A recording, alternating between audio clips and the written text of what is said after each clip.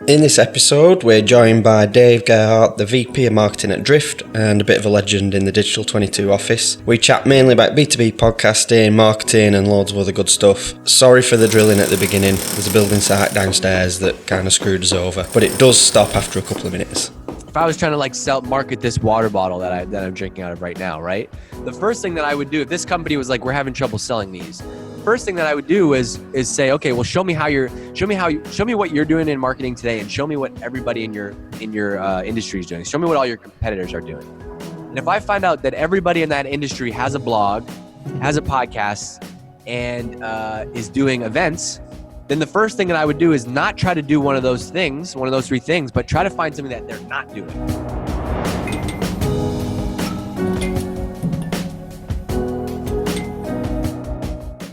Marketing at Drift is my kind of job, and I've been here at the company since the early days. If you don't know Drift is the world's leading conversational marketing platform. You guys got some construction going on over there or something? Something's just started as always. Yeah. It's not in our office, but it sounds like the next. It always happens. It does. Our mission is, we say that we're the new way businesses buy from businesses, which means to me that we're creating a whole new way for sales and marketing to work, because most of B2B sales and marketing is really about one word, and that word is later. Hey, come to my website, fill out this form, and somebody's going to follow up with you later. Let's book a meeting and somebody's going to reach out to you later. Except everything in our life, in our real lives, like personal lives, happens now, right? I can get an Uber or Lyft right now. I can order my lunch right now. I can get on a Zoom call with you guys halfway around the world right now. And so we've been focused on really reinventing B2B sales and marketing. What took you to podcasting then? That was something we were curious about. Obviously, your story there started with a podcast, and at Drift, you carried on the same way there, and you're doing a lot of stuff that way.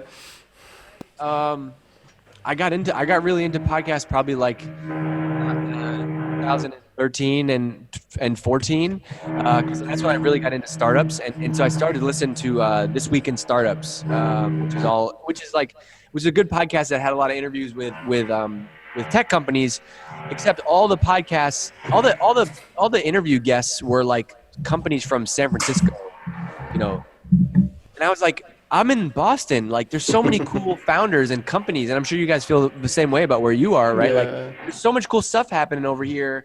How come they don't get any love?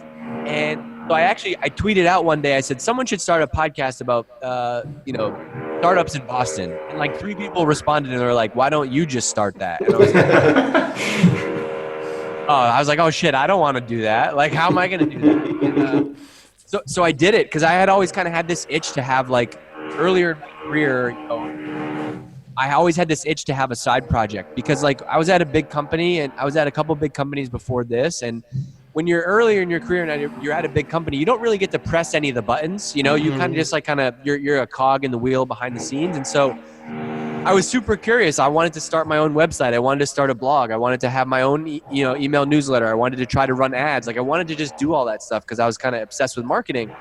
So I started this side project. And so I started this podcast, Tech in Boston, not just because it was a podcast. I wanted to do a podcast, but also because I got to kind of own the whole thing. I got to I had to figure out how to build a website. I had to figure out how to set up a podcast. I had to figure out how to grow my email list. I had to figure out how to, sell. I had to figure out how to sell for the first time. I wanted to sell sponsorships to pay for my gear because I was broke. I didn't want to pay for it myself. So it ended up being like this amazing learning experience. And it almost, I really wanted to do it because I wanted to be like a little entrepreneur on my own. I didn't just want to be like, I wasn't like, I love radio, and so I want to have a podcast. Yeah, it was more like, that was kind of my vehicle to build something bigger, and ended up growing that to, like 5,000 email subscribers in Boston, which is pretty good, small audience, awesome, and 60,000 downloads of the podcast. So it was an amazing experience.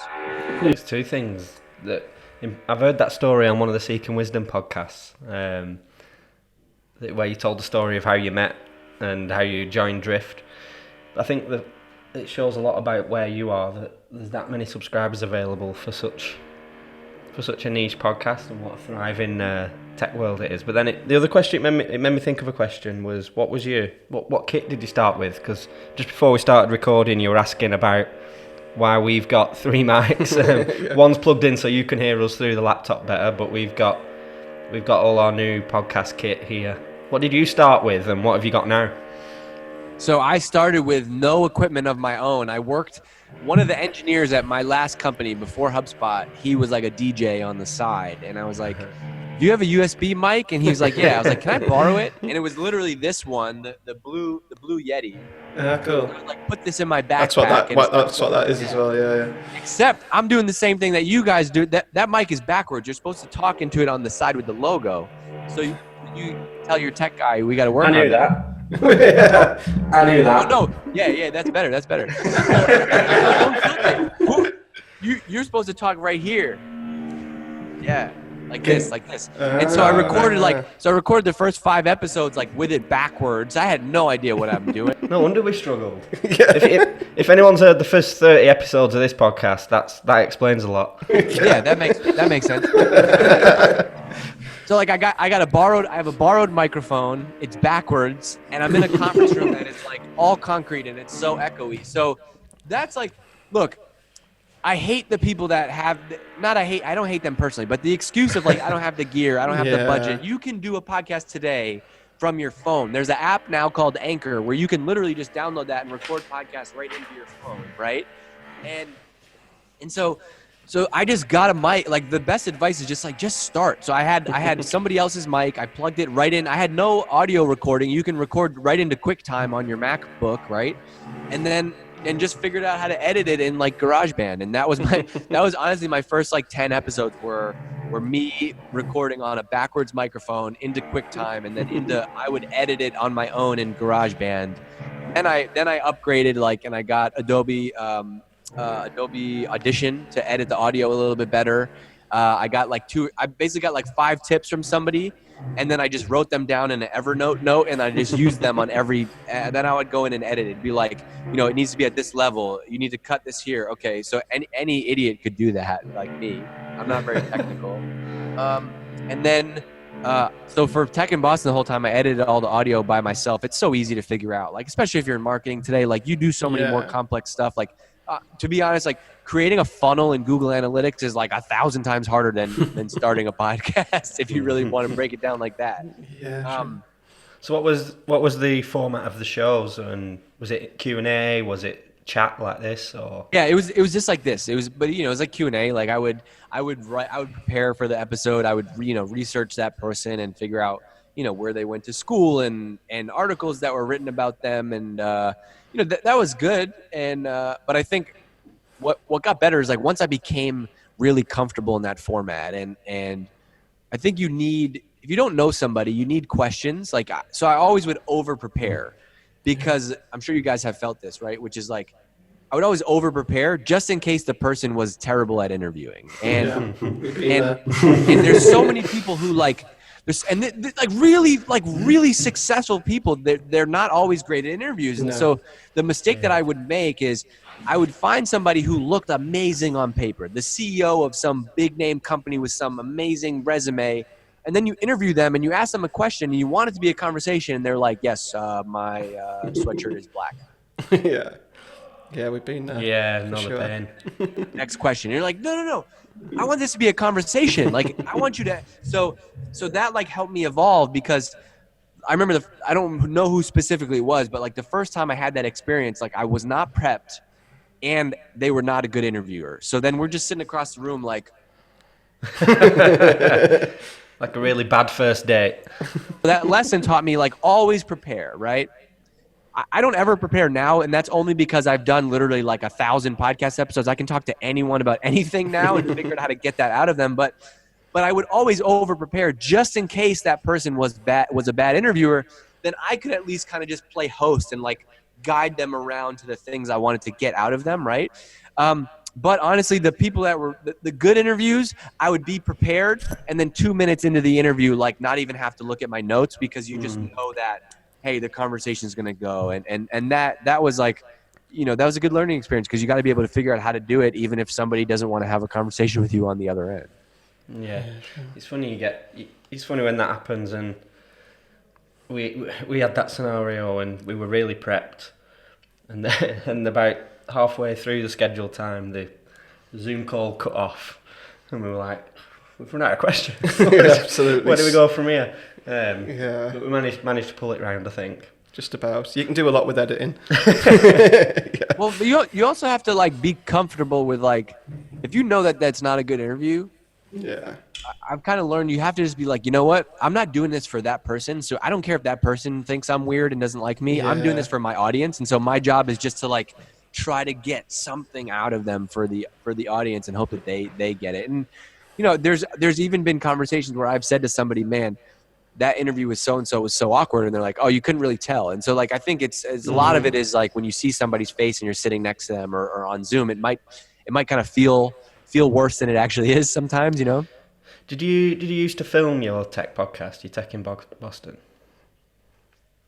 No, I didn't. And that was only because I was just solo, you know, no budget guy. And like, I would have had to either like figure out how to do video myself or hire somebody to do it. At Drift, we didn't film for the first probably year of Seeking Wisdom. And then we really wanted to get video content for it. So now, you know, like I'm in our studio right now, and so on the other end of this, there's a million. We're not filming this because we're not using it right now, but there's a million cameras, and we film everything now. So that was going to be something else I wanted to ask. So you got the studio done up. We're just doing the same thing. Tell us about the artwork behind you. The artwork is all just kind of stuff that has inspired us. David, our CEO, you know, DC from Seeking Wisdom. He picked out most of the stuff with Becky, who Becky's done an amazing job, like making our office just so much fun to be in every day. And so there's, you know, I didn't pick out any of this, so I'm gonna have to talk to him. But there's you know old bands, you know, bands from back in the day that they used to like, and ads, and just graffiti, and I don't know. It's more of just like a vibe thing that it is. I don't think there's like a, you know, Colin Kaepernick is back there, John Lennon Apple ad. I think just you know, it kind of sets a nice vibe in here, and it also makes it much more clickable if you see a screen. Yeah, absolutely. Oh, for sure. Cool. I mean, the thing we wanted to have a chat to you about today was kind of B2B marketing and brand building, and I guess podcasting's been part of that strategy over at Drift.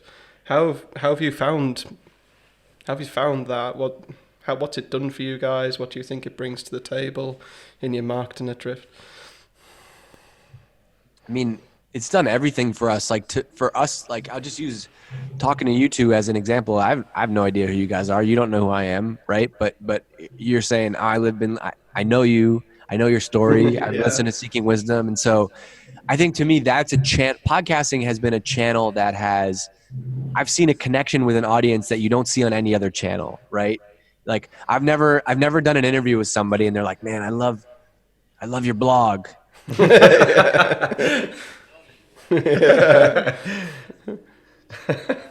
I think what you get with podcasting is a real conversation, right?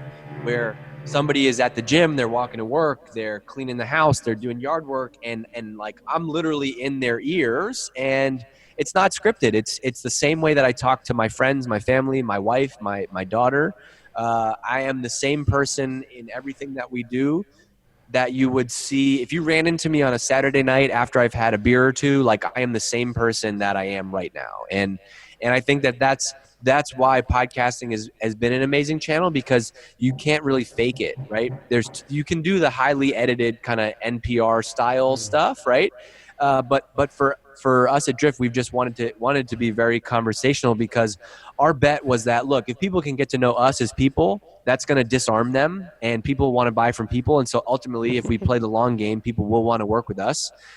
If we can show them our real colors and let them know who we really are. And so I think that's why podcasting has been an amazing channel. The other thing, this is less about building a brand and more just about podcasting and video being great marketing channels. We should talk more about video in a second, actually. But when you do a podcast, you actually can get a million different pieces of content out of it, right? And so what I learned from doing Seeking Wisdom is I actually used it it wasn't even supposed to be a podcast at first. It was just literally me getting audio from our CEO so I could ghostwrite for him, or I could, get ideas out of his head to turn into content, excuse me. So it's if you can just record audio first, then you can get a transcript of that, that you can publish on the blog. You can have somebody edit that into a ghostwritten post. You could turn it into a slide deck. You could turn it into, and then if you have video, you can turn that into video clips and outtakes, and you can create so much content if you have video and audio together. So it's also been an amazing way to basically scale content where a lot of the ideas, I'll have an idea, or David will have an idea, and we'll just record a 2-3 minute audio file and can send it to somebody on our team, and that next 2 days later that becomes a 1,500 word blog post, right? And I think it's just been an amazing channel for that reason. Video, I wanted to talk about video also because, so if audio is good at building a brand, video is the best thing at building a brand, because to me, video is the next best thing to us actually hanging out in person. And so you can see all my flaws in video, right? I have broccoli in my teeth. I'm a bald guy with a shiny forehead, right? Like I have a pimple on my nose, right? You can see that I'm a real person just like you, and that doesn't always come across in marketing. And I think buyers today are more skeptical than ever, right? I'm in marketing and I don't want to be marketed to or sold to. So think about, my wife or my best friend who's a firefighter, right? Like nobody wants to be marketed to, nobody wants to be sold to. So to me, my take is like, as a brand, you have to build a brand today if you're in business, and you have to do that by building trust. And trust gets built by being real and having conversations and letting people know you're a real person, right? And you've seen this in every industry now today, that being real and authentic is what's going to cut through the noise. And so, you go to LinkedIn and you look on LinkedIn, and 90% of the LinkedIn feed is looks like ads, and it looks like highly designed stuff, and it looks like everybody's saying we're hiring or my company's awesome, and then boom, all of a sudden there's this guy walking down the street with a camera talking in front of it. Whoa, what? Somebody's iPhone video is on my LinkedIn feed? Who is that? That's a real person, right? Or your best video was one of those. I remember a while ago. I remember Ricky did something similar. Just it was a thought instead of writing a tweet. He was walking into work and did a quick selfie video, and it definitely got loads more interaction. Yeah, 100%. yeah, or I see this in my Instagram feed all the time now, and we've seen this at Drift. Like the best performing ads have often been YouTube iPhone videos, right? Podcasting, video, massive part of what's took you from 8 people to over 300 people over the time you've been there. What else has worked for you from a marketing perspective? What's helped that growth? I think just always trying to do what other people are not doing in our industry. I think, you could be amazing at marketing, but there's just so much noise today that it's almost like applying for a job, right? Like, you ever feel like you apply for a job, like maybe earlier in your career, like you apply for a job, you're the perfect person for that job, but because that company gets 1,000 resumes, you might not even get seen, right? And so I think marketing is so much about getting seen and getting people to pay attention. And so you have to be thinking like, if everybody in and it's not just specific to sales and marketing, but like, if I was trying to market this water bottle that I'm drinking out of right now, right? The first thing that I would do, if this company was like, we're having trouble selling these, first thing that I would do is say, okay, well, show me what you're doing in marketing today, and show me what everybody in your industry is doing. Show me what all your competitors are doing. And if I find out that everybody in that industry has a blog, has a podcast, and is doing events, then the first thing that I would do is not try to do one of those 3 things, but try to find something that they're not doing. Yeah. They've never done, this is a bad example, but like they've never done a webinar.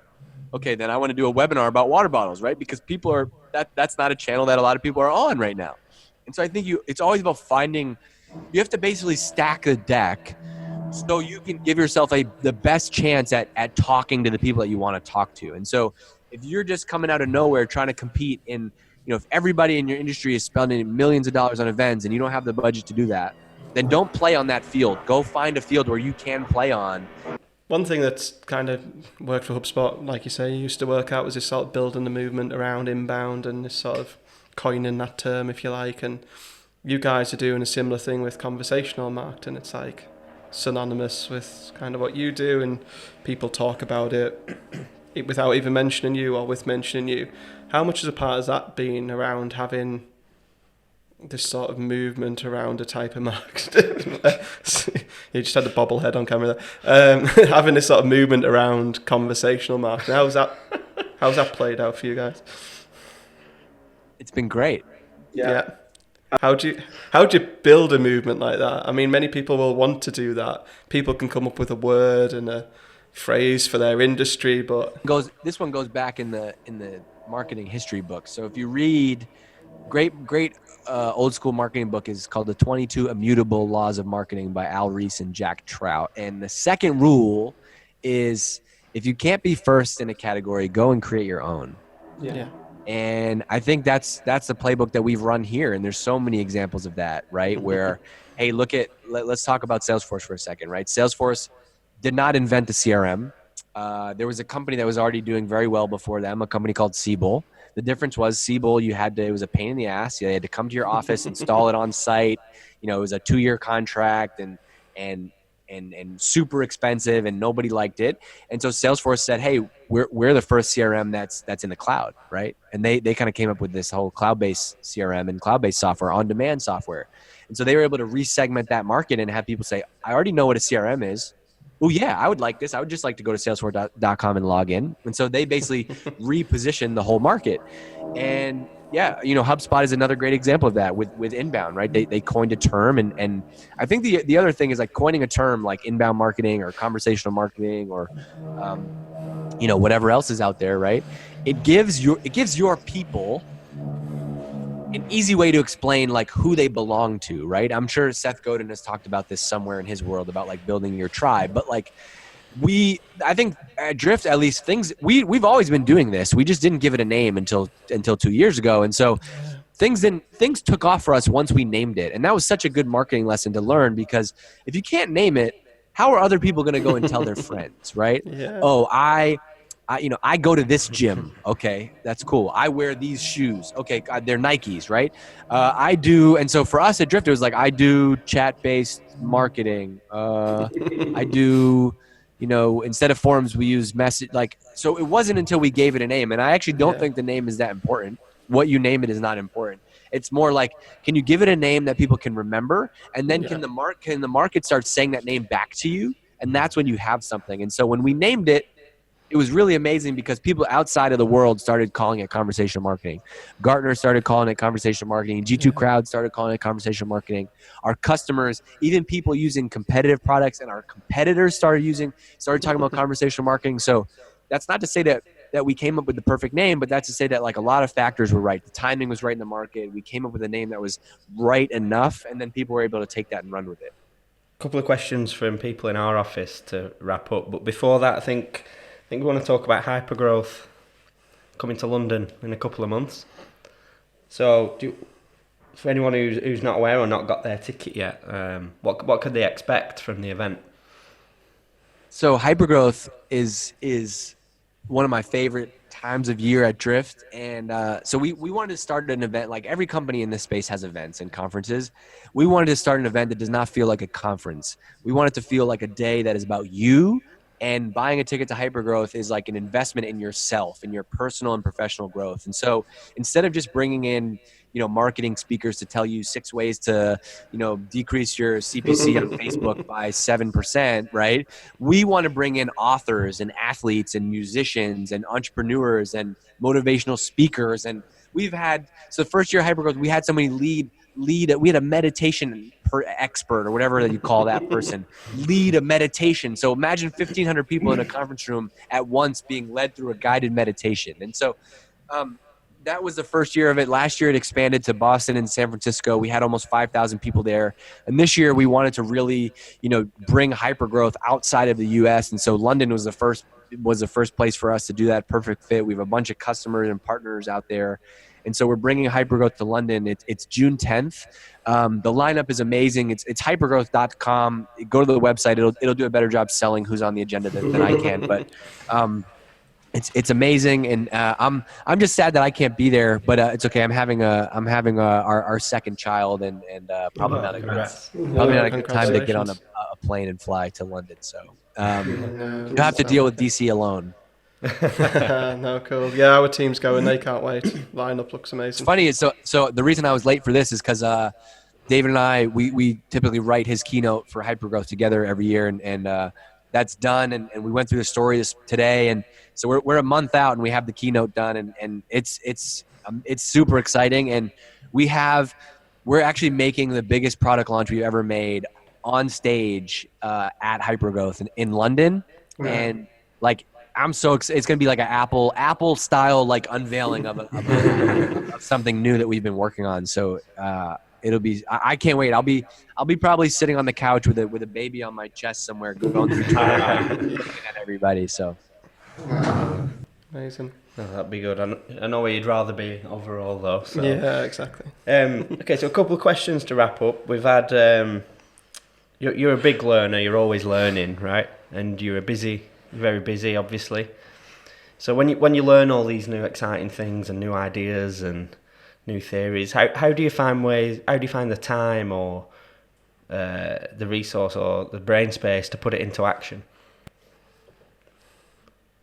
that's a good question. You mean like specific to learning? Like how do you put it? Yeah, how do you so take you, learning and actually yeah, exactly. You read a great book and you think, oh, yeah, that's brilliant, and you absorb the knowledge, but then shit happens day to day, and you're back to work the next morning. So this has been an interesting like evolution for me, because I'm super like type A, and so I got to write everything down and save it somewhere so I can remember it later. But like when you're trying to read a book, like I always then like that makes it an exhausting process, because like every page you got to like take a screenshot and write it down, and then next thing I know, like I'm on my computer and I'm not reading the book anymore. Like I'm sure like, and you just get lost. And so I've really lately just tried to be like, just soak it in. I just treat learning like you're just growing your mind, and so you're just trying to stuff your brain with all this stuff. And now I never wrote down, like I just talked about, that just came out of my mouth, something about the 22 immutable laws of marketing and category number 2. Like I never wrote that down, but like I read it at some point and it just sticks with you. And so I think I think of it as like this just ongoing, I think of learning as just like this ongoing thing that I'm very intentional about, where I just want to always be learning, because I'm starting to see how much it's paid off. Like the more I read, the more podcasts I listen to, and it doesn't mean listen to everybody. I actually only have like 4 podcasts that I'm subscribed to on my phone, because I was struggling with like, there's too much good information out there, right? There's 30 shows that I should be listening to, and I would get caught up with like, oh, so and so, that person is the CMO over there, and they listen to this podcast. Why am I not listening to that podcast? And then you're never going to catch up. And so I try to take advice from a very small number of people and just go deep on those things. And so that could be podcasts. Instead of trying to listen to 20 podcasts, I just go deep on 3 or 4 that I really like. And from reading and learning perspective, instead of trying to like learn everything about marketing from everyone, I'm very intentional about like, there's really only 4 or 5 people that I learn from.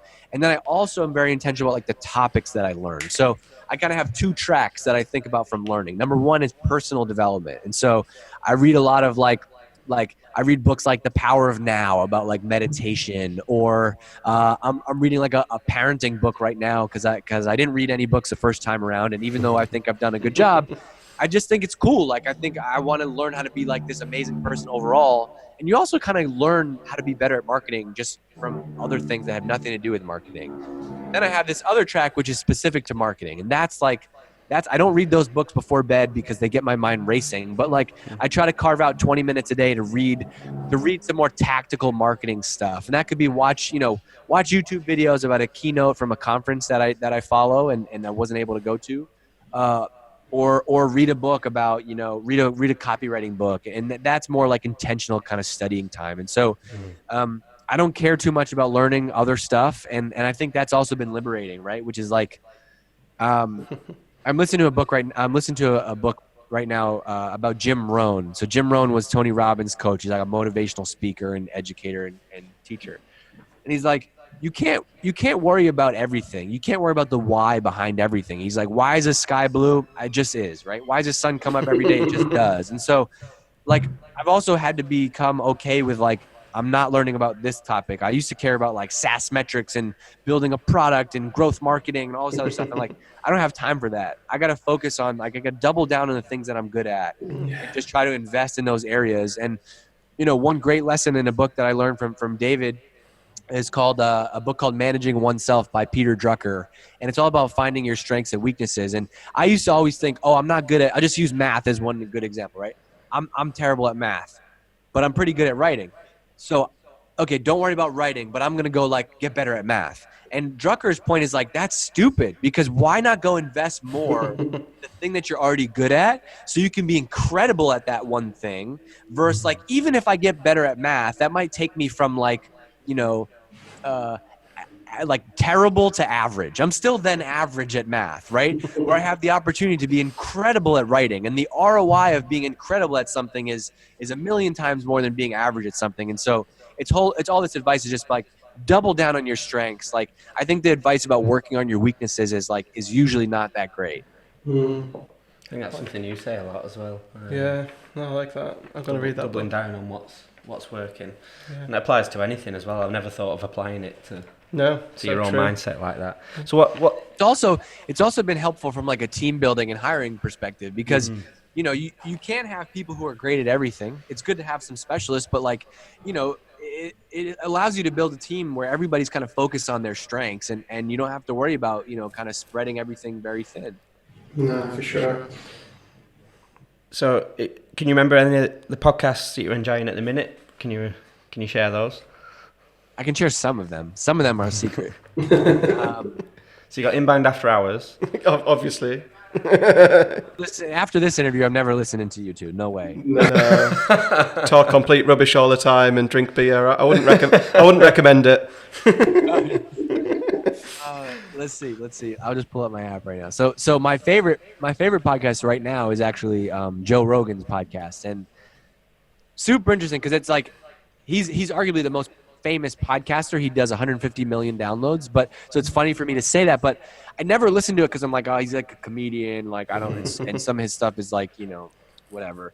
But I'm obsessed with him because talk about learning. That guy is obsessed with learning, and he brings on scientists and authors and doctors, and he brings on people that have differing opinions. He doesn't just bring on people that you're going to agree with. And so and just basically I love listening to him because he's pushed me to like expand, like how can this guy who's a comedian and people know him from doing comedy or Fear Factor or whatever be so obsessed with, you know, how your brain works during sleep and the right things to put in your body and you know, wildlife extinction and plastic recycling. Like he knows everything. And it's cool because also my wife loves the podcast too, and so it's cool to have this one kind of shared show that we can put on like on the weekends while we're cleaning the house or doing whatever. So I love that one. The other show that I listen to is called Pivot with Kara Swisher and Scott Galloway, which is about kind of media, just so I can stay up on kind of what's happening in tech. I listen to Tim Ferriss. Mainly, that's a podcast where I don't listen to every episode, but it basically self-select based on the guest. If he has a good guest, I'll go and listen to it. That's kind of really it from a podcast perspective. I listen to my podcast a lot, which is called the Swipe File, Marketing Swipe File. Yeah. So yeah, nice plug. And lastly, to wrap up, so Mark always asks. I'm trying to remember how he words it, but good question when we have guests on is this podcast aimed for in-house marketers. How would you, if an in-house marketer could do one thing to help them grow, what would you suggest they do? Just in general for like any marketing person? Yeah, if you had one tip, you're an in-house marketer, mostly B2B people listen to this, what would be the one thing you went and did next week, next month? Man, that's a good question. I can't answer because I'm thinking of 7 things, so maybe I'll give you 2. Okay. Number 1 would be try to bring more of yourself into your marketing, and don't try to, like the 99% of marketers, like let's say you're doing a webinar tomorrow. 99% of marketers send out a webinar invite that goes like this. It says the subject line has a bracket in it. It says webinar and it says tomorrow 2 p.m. webinar. Hello, Mark. As a VP of sales, you know that growth is very important. So we're doing a webinar on growth tomorrow. Register here. Okay. The way that I would send an email is I'd write it like myself. All right, so I just wrapped up a podcast interview with a couple of crazy guys from the UK, and it was a lot of fun. Anyway, I'm emailing you because tomorrow I'm doing a webinar. It's the first time we've ever covered this topic, and I'm really excited about this because it's been on my mind for 6 months now. So we're going to talk about blah. reply back to me. By the way, I'm actually hosting the webinar myself, so reply back to me with a couple questions because I'm a little nervous and I want to make sure that we can, make a good webinar for you, right? Like, bring more of yourself into your marketing. Yeah. Number two is like, just push yourself to think beyond B2B marketing, right? Don't do what everybody's doing in B2B marketing. And so for me, everything is marketing now. I'll be in line at the grocery store and I will see a magazine that is a tabloid. But I love looking at the headlines of the tabloids because they obviously know something. They sell a ton of copies of those things and they've been in business for hundreds of years. So I can learn from that. My wife is really into like this one beauty blog, and she's like makeup tutorials. And so this one woman, she has like 10 million YouTube subscribers, and it's just her doing her hair. I don't understand it, but that has pushed me to understand it. Yeah. She has this private Facebook group that has 10,000 members, and my wife tells me that's the most exclusive Facebook group that she's in, and they share amazing advice. So I'm like, okay, I can learn from that. So push yourself to think beyond B2B marketing and just focus on understanding people. Look at how people are being moved and influenced in the communities that you live in the channels that you're on and in the things you see every day. And you will take more from that than you will from listening to, me talk on a webinar about B2B marketing. Like, if you can understand people first, the rest of marketing is going to take care of itself. So I'd really go back to understanding like the principles of social psychology than I would about B2B tech marketing. Love it. Brilliant. Good tips. Great tips. I think Awesome. finish on that. Yeah, finish on a high. I think we're done with that, so nice one. No, all good. Appreciate your time. Yeah, thanks for having me. Well, hit me up if you have any questions or need anything. No, sure will. Hopefully I'll get to see you guys at some point. Maybe Yes. take a picture with DC when you're at Hypergrowth and send it to me or something, and we can Photoshop my head in. Sounds like a plan. Cool. All right, guys. I'll talk to you later. Enjoy your day.